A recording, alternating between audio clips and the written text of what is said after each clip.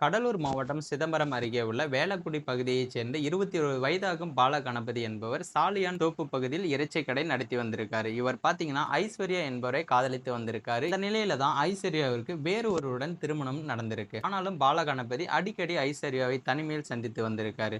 இதனால் கோபம் அடைந்த புது மாப்பிள்ளை தனது நண்பருடன் சேர்ந்து செய்த செயலால் இப்போது கம்பி எண்ணியும் வராரு. கடலூர் மாவட்டம் சிதம்பரம் அருகே வேளக்குடி பகுதியைச் சேர்ந்த 21 வயதாகும் பாலகணபதி என்பவர் சாலியான் தோப்பு பகுதியில் இறைச்சி கடை ஒன்றையும் நடத்தி வராரு. இவரது நண்பர் மேலமூங்கிலடி பகுதியைச் சேர்ந்தவர் வினோத்குமார். இவருக்கு 25 வயதாகுது.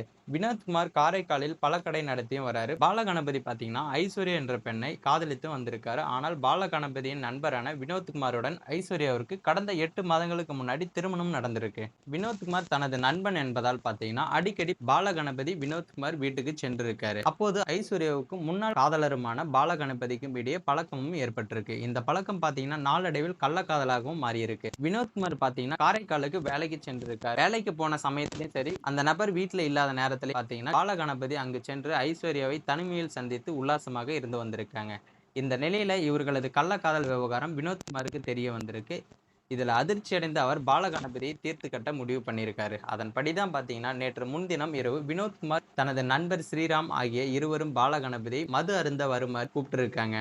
உடனே பாத்தீங்கன்னா அவரும் அங்க வந்திருக்காரு. 3 பேரும் மேல மூங்கிலடி பகுதியில உள்ள வெள்ளாற்றங்கரைக்கு சென்று ஒன்றாக மது அருந்திருக்காங்க.